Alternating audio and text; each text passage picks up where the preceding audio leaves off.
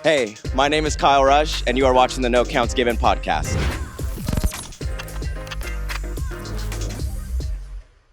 What is going on, everybody, and welcome back to the No Counts Given podcast, the premier podcast for all things dance. I'm your host, Kyle Rush, and I'm very excited to be here with you today. We have a very exciting episode with acrobatic arts creator Mandy Yip.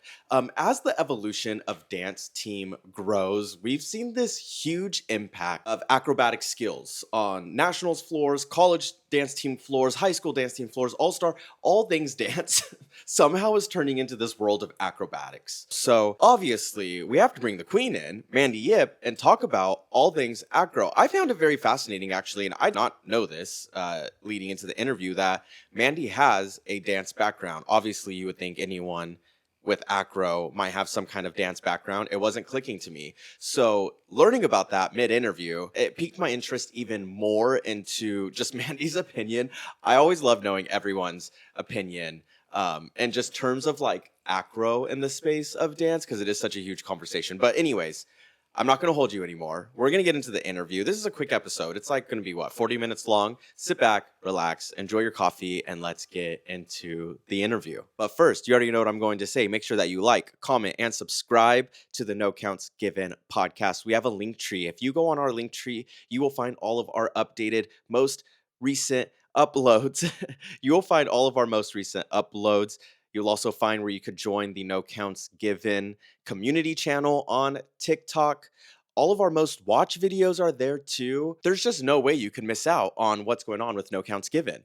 Stay updated, engage, let us know where you're going to be at this competition season. And of course, all of this would not be nearly possible without my sponsor, Dance Team Union. Dance Team Union regional competitions are unlike any other. DTU has created an atmosphere that is not only friendly and competitive, but brings your community together to support one another in a sport you all share and love. DTU values innovation and the determination to create. Your team spend hours perfecting material and pushing the boundaries for choreography. It does not go unnoticed at Dance Team Union. At DTU, you do not go home empty-handed. They award placements in every division for every routine, select special awards to standout routines, and offer partial paid bids to our Dance Team Union National Championships and All-Star Worlds with their partners at the Open Championship Series. So what are you waiting for? Find out when they will be heading to a city near you for their 10th season by visiting www.danceteamunion.com. We're at Prodigy right now.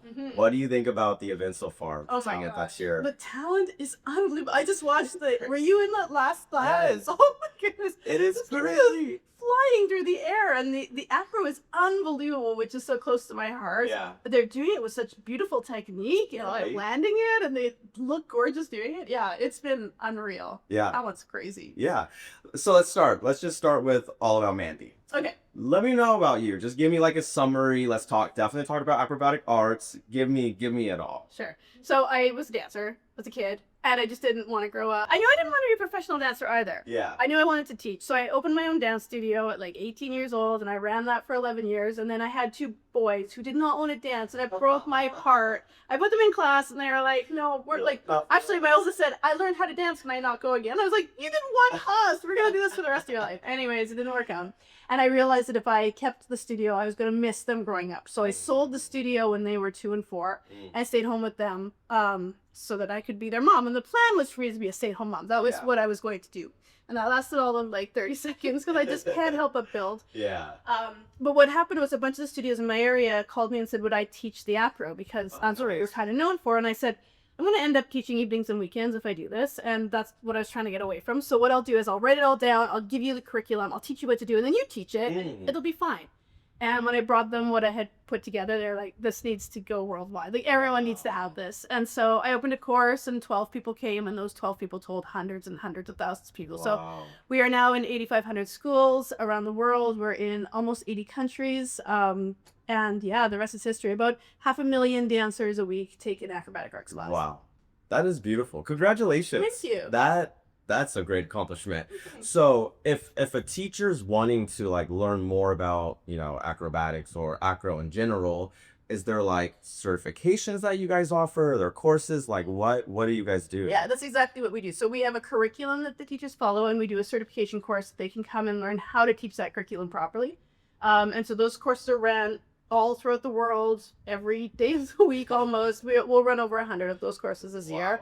We have a staff of about 75 people who are qualified to teach the course, and they're constantly teaching it. So there's just a big demand for instructors and educators who want to have the information and do it right, which just stings to my heart because there's no regulatory board that's telling us we have to get certified.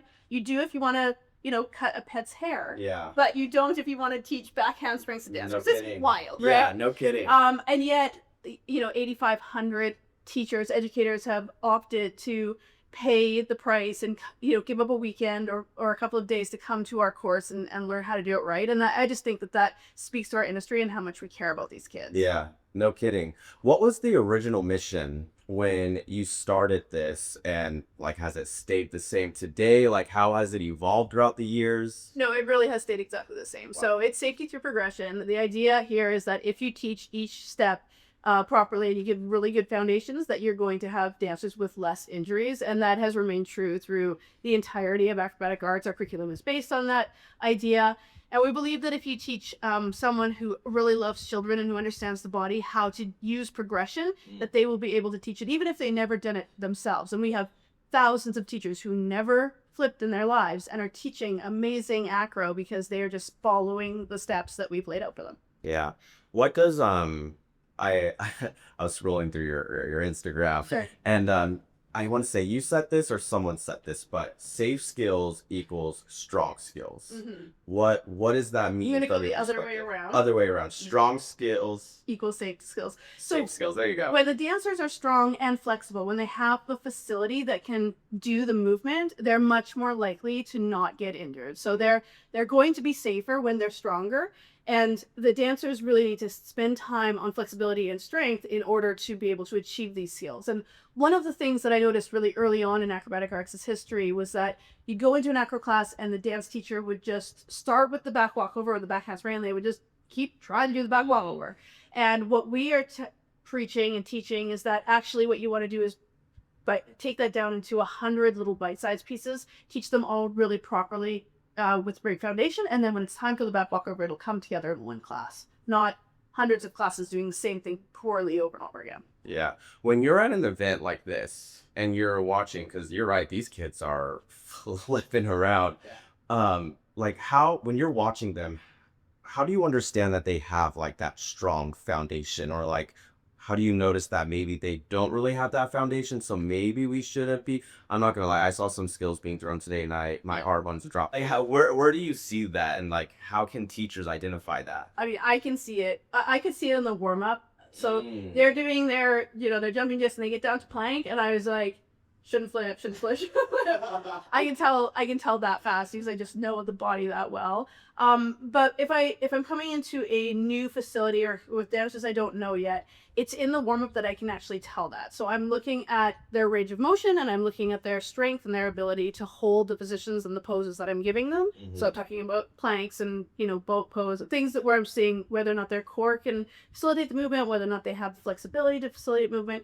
And then I can usually judge from that without ever asking them to go upside down, but, whether or not they're going to be able to do it.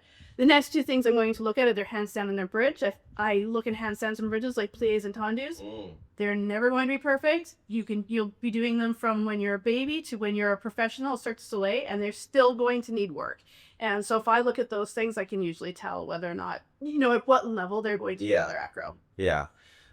The push for difficulty in the dance team world has really been rising in the past few years. You have your dance background as well too. Okay.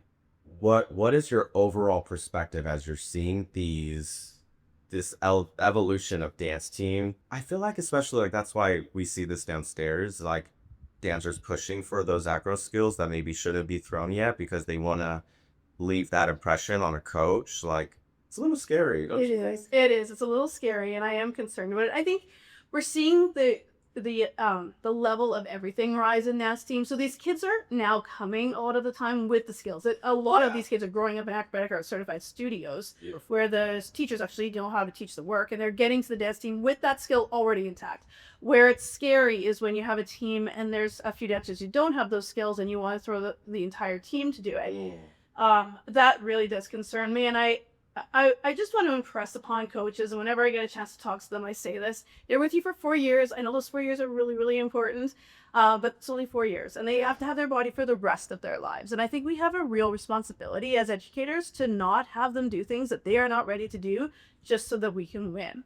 And if that 540 is really important to you, and you are not going to have time to train it in your program, and you probably don't, you should make sure that those dancers come with that. Yeah. Because I don't think that in many of the colleges there is the time to really dissect those tricks, take them back to the ground, and build them up foundationally.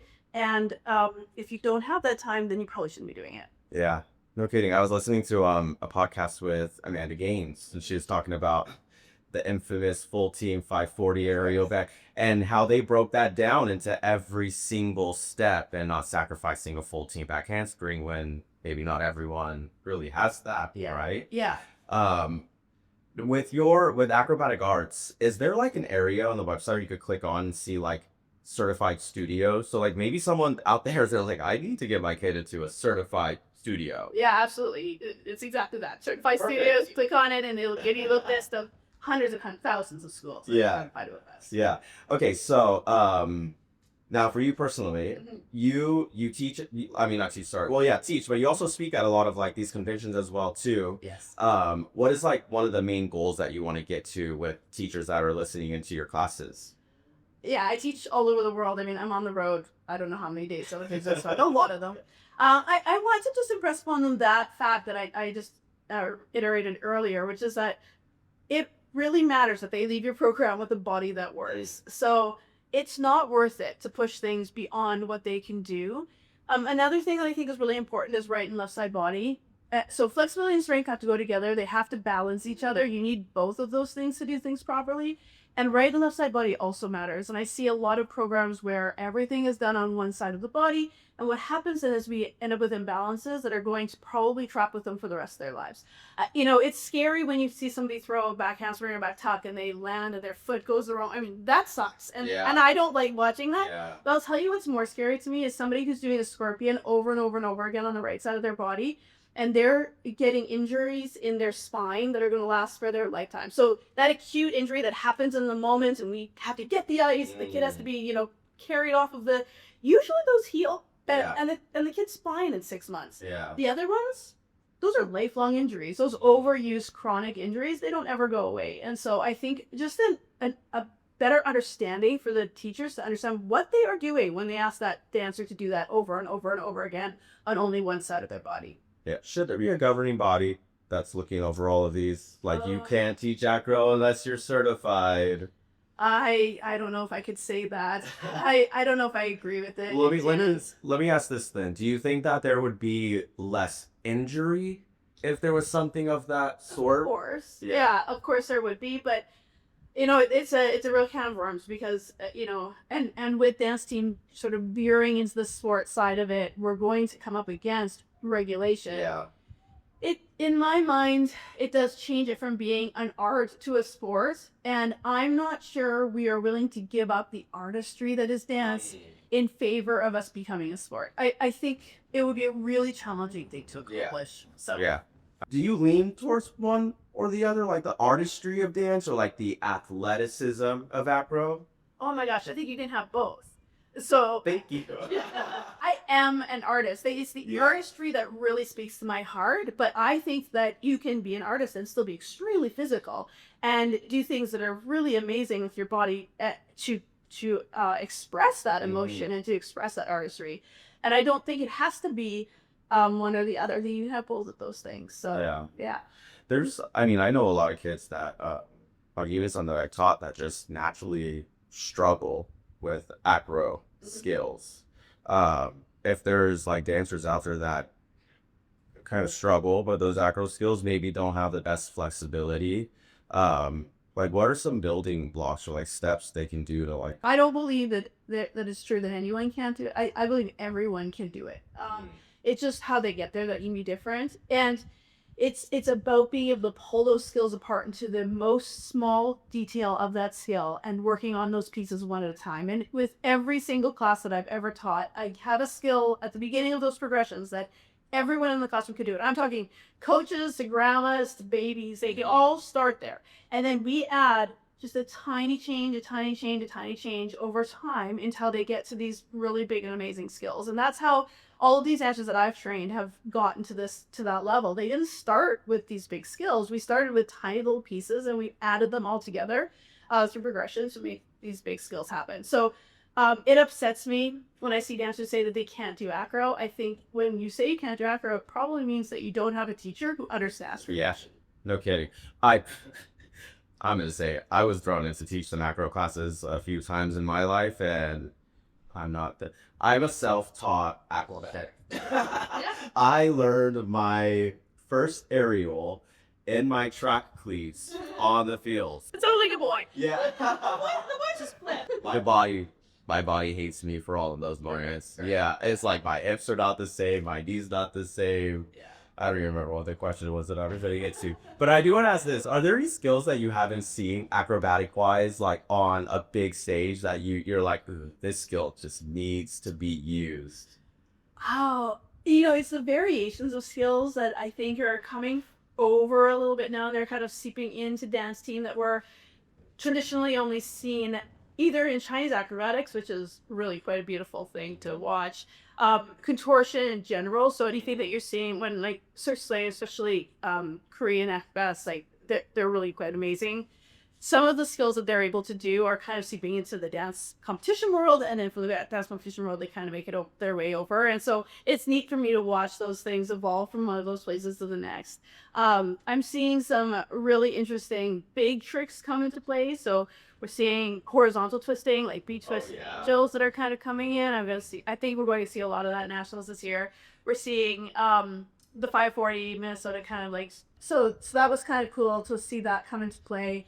Now that we can connect skills in many of the competition streams, I think we're going to see those things come together. And then handstands that twist and handstands and rolling tiskas that come in and out of skills, I think we're going to see a lot of that. Yeah, yeah. I'm excited to see. I feel like every year, especially the past few years, it levels up every single year. So you just mentioned something. What are like all the, I don't want to say all because there's probably a whole book and I don't want to go through all, but like what are like some big layers of acro? So you just mentioned like contortion. Yeah. But then also like tumbling or like, what are like the layers of background? So in acrobatic arts, we have 5 disciplines. So there's flexibility and strength, which are the first 2. So we're talking just like push-ups and handstands on the wall and handstand push-ups and things like that where we're preparing the body for these other skills, but in themselves, they are beautiful as well. So strength and flexibility, then we have balancing. That's going to be anything that's going to be inverted. It's going to have hold with it. Limbering, which are skills that have slow and sustained movements and usually have flexibility involved with them as well. And then tumbling. So those are the 5 different areas. And then within each of those, there are lots of sub areas that you can get into. And so contortion is going to sit more in that flexibility section. And also it sits a lot into balancing.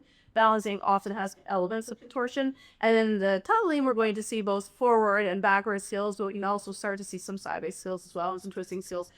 I'm not a fan of big twisting skills or any double element skills in a tumbling arena on hard gnarly. I think we get to a point where it doesn't make sense for our body to be throwing it that high because we do have to land it and we're not landing on a soft surface. So my opinion is that we should not really be pushing those twisting skills on Marley.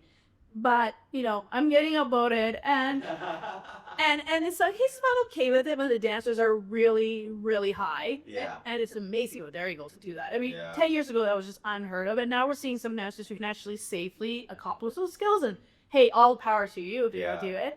I worry that other dancers who don't have that skill set might be pushing those skills in a way that they probably shouldn't. So. Yeah. What are the most especially for like our young dancers? What are like some common ignoring? What are some common injuries that you see? Okay, so probably like I said, the acute injury that happens when they rolling ankle or whatever. I mean, those things happen and those things heal. So it doesn't bother me as much. We get elbows and we get wrists and we get broken arms and those kinds of things. And that, it's awful because it puts you out of the sport for, sometimes a whole season. And that's hard on the dancers' mental health. But it's the chronic injuries that I'm seeing in the dancers who have been doing this for a long time, or even worse, sometimes a short time, but push skills too fast.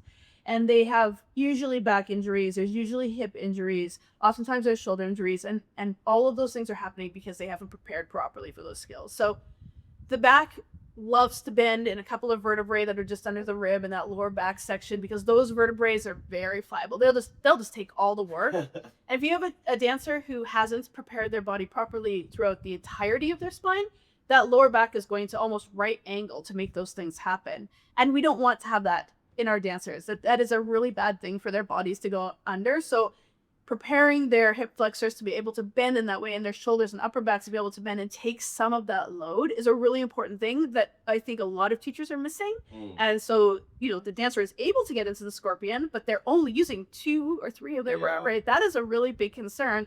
And generally that's when we see those chronic lifelong injuries that are really scary. Yeah. And those injuries that you're talking about, they usually happen pretty young, but I guess what I've seen, like especially with some of my dance friends, is that they really don't even notice it for years after it happens. So it's like they're building on this injury that they didn't even. I actually just had a dancer. She graduated this past year. She tore somewhere in her knee early on in the season, but didn't even know until like 6 months later, and then was out for the rest of her senior year, and it was heartbreaking. It's heartbreaking. Yeah, I think generally those injuries actually happen over time. So it goes a little bit out one day and then they come back to class and then it's fine. And then a little bit out, a little bit over, years of training. Yeah. And because they don't really get all of the foundations in play and they don't train both sides of the body and they don't have enough strength to protect the flexibility they have. Over time, these injuries become really problematic and then they're with them for life. Yeah. There's a fine line between challenging your athletes and then overtraining them. Would you agree? Definitely. I think, overtraining is a bad thing to have happen. Yeah. I don't even overtrain a plank though, quite honestly. And it's then the not fun stuff that's when they actually get good. Yeah.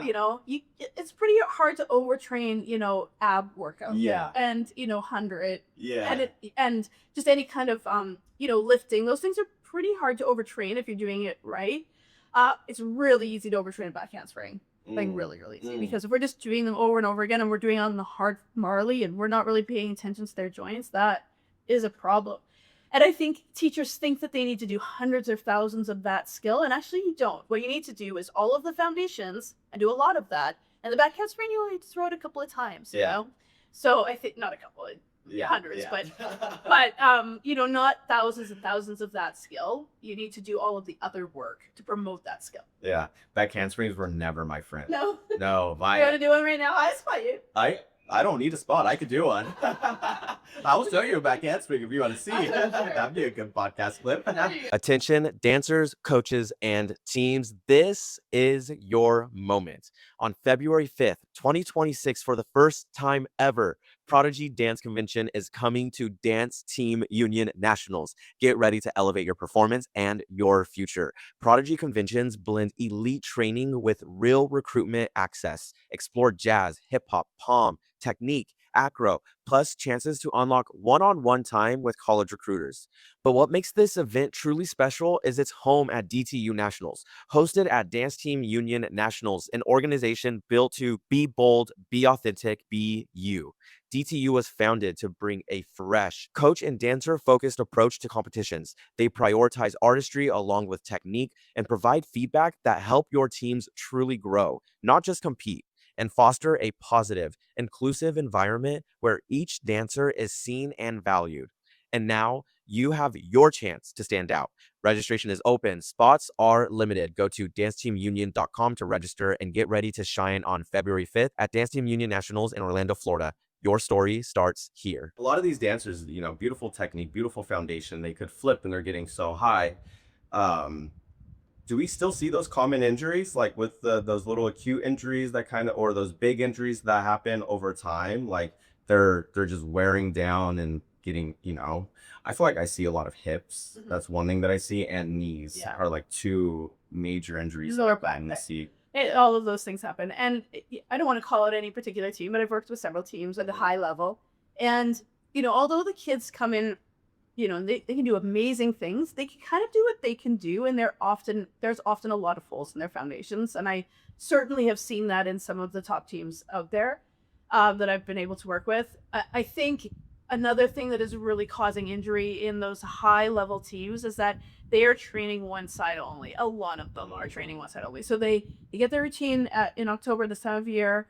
They're going to train that routine over and over and over again until they have to compete with it in February. And they're going to do those turns to the right over and over and hundreds, thousands of times. And they're never going to counter it with turns to the left. And so that hip and that knee and that push off and that spot and that part of the back that's torquing, like those things are all getting done thousands of times, right? And they're not really getting anything to counter it on the other side of their body. And that is a problem. It's one of the things I like talking about too. Just, you don't have to put it in the routine, but You should train it. you should train it. Yeah. Yeah. That's actually really surprising because as you grow up as a kid in ballet, you naturally train, or you should, I probably shouldn't say naturally, but usually if you do cross the floor on the right side, you'll do it on the left side. So that does surprise me. Do you think that's happening because typically, like me, I know I'm a lefty. Yeah. You'll never ask me to train a right side. I will run out of the room. But do you think it's because of that mentality that I just said, like, I'm a lefty, so naturally I just want to get everything on my left? I mean, everybody wants to show their best stuff. Everybody wants to show their bad side. But something is lost between, the elementary school ballet class where you're doing it right side, left side, and then you kind of get into the teen years and you get into the seniors and we don't have enough time. Let's just run it on the right. Let's just run it on the right. Let's just run on the right. And I think, in favor of, cleaning and perfecting that routine, we miss out on the training. Yeah. And we think it's not that big of a deal because the routine's getting so good. But what we're missing is that it's causing imbalances in the body that are going to be with us forever. What because you were saying when you were downstairs, like you can see the plank and you're like, not gonna flip. What are you looking for, like when you see that in that foundation of a plank? I think the easiest thing to say, I mean, there's a lot that my eyes are looking for, but is alignment. And alignment goes across the board in everything. When I'm watching those dancers do their, improv across the floor, I'm looking for alignment throughout it. So are there in plank, are their shoulders and their wrists and their hands in line with each other? Is their back in line with the rest of their body? Am I seeing some sagging or some twisting? Is one side higher than the other? So I'm just looking for alignment and squareness throughout the body and all of those things. And when they're going across the floor, I'm watching, is their knee tracking over their foot as they land that scale? Or is the foot one way, the knee going the other way? Because if anything is out of alignment when they're landing scales or when they're taking off for skills, those are also going to cause injuries. Yeah. Your syllabus that you have with Acrobatic Arts, did you build that whole thing? Is it 100% you? I mean, I've had a lot of help. Yeah. It is my business. So yes, I'm the founder of it. But over 100 people contributed to it. I talked with people who were experts in biomechanics at universities. I talked to Cirque du Soleil. I talked with hand balancing and circus artists. I talked with rhythmic gymnasts, artistic gymnasts, and I got sort of the best out of all of those things. And then with my own knowledge of the dance world and what we were needing to put on the stage, I was able to put those things together into a curriculum that follows a syllabus over a 13-year period. That is basically how long did it take you to build that? Kyle, I don't know. That's a lot of research, a lot of time. Did you hop on a call with these people, or did you go and travel and I want to see you in your element? I sat in the gym for days. I would go places and stay there for a week, and I would just be up at 6 a.m., sit in the gym, watch them train kids or trained adults even all the way through the day. Spent at ENC, the National Circus School in Canada, right across the street from Cirque du Soleil. I spent hundreds of hours. I don't even know how many hours. I'm obsessed. I was gonna say that's not a job, that's a passion. Yes, that's passion. Yeah, it's an obsession. It's a passion for sure. And at some point the money doesn't even make sense. It's just about how much I care about what we're doing and how much I love it. I just love everything about it. When you look at the future of Acro, what do you hope to see? I hope to see right and left side. I hope to see that not just in Acro. I hope to see that in dancing. There was a kid downstairs, 8 turns to the right, step, 8 turns to the left. And I was like, yes! Recruited. Yes. I would yes. So good. And I Yeah. would love to see that. I think, we can only keep pushing these skills that are going higher and faster and more twisting so much. But we've got a whole lot of wood to chop on the left side of our body. Yeah. Okay, you on the right side. And I would love to see, us celebrate and reward schools who are able to show that on both sides, because in most sports they understand that there is a requirement for the body to be a healthy being, and in dance I think we should reward it when that's happening as well. Yeah. Two questions for you. Two more. If you were speaking at a conference right now and every single dance teacher in the world was in this conference, what is one thing that you would say? I would say that you need to get educated, whether it's through acrobatic arts or it's through another program. Find a program that's reputable and go and find out what it is that you don't know what you don't know. And I'm going to tell you, after spending a lifetime in this, I still don't know what I don't know. I'm still learning constantly, and the skills keep evolving and changing. And I still spend tons and tons of time educating myself on how to do it right so that the kids are not going to get hurt. And my advice is that you have a responsibility to do it right. So go and get educated. I love it. I couldn't agree anymore. And last one, let's get them educated. Where do they find acrobatic arts information? Like what can they do? Acrobaticarts.com is pretty simple. There's a big button on there that says get certified. I don't think it could be any easier. You click the button and it's going to give you, we do, like I said, 100 of these events a year. So there's, 25 listings right now that you can get on it. It's a lot easier than people think. The module 1 certification, which I think should just be baseline for every dance educator, whether you're teaching acro or not, because you are going to be doing things with the back and the hips. You should have an understanding. It's a 2-day course. You can do it remotely. You have a dancer in your studio with you. We have dancers with us in our studio. We're giving you feedback in real time, so it's not like just a self-paced course where you're clicking through. And we've trained thousands of educators that way, and they're doing a wonderful job. So I just would encourage educators out there that it is not that hard, it is not that expensive, and it doesn't take that much time. So make the investment in yourself and your students. Yes, everyone heard that. Go get educated. Thank you, Mandy, for your time. I appreciate it. And I appreciate even when you're here, I see you when you're watching them, like you can tell when people are just like loving what they're seeing, what they're doing. So anyone who loves the dance team world, I do as well. So thank you so much. Thank you. I appreciate it. I hope you guys enjoyed this interview with Mandy Yip. Mandy, thank you for coming on the podcast and chatting all things acro. I definitely feel like we're going to have to do a part 2 soon because this interview was so quick. And I feel like even after I was editing it and watching it back, I still had more questions, just more things that I'm interested in.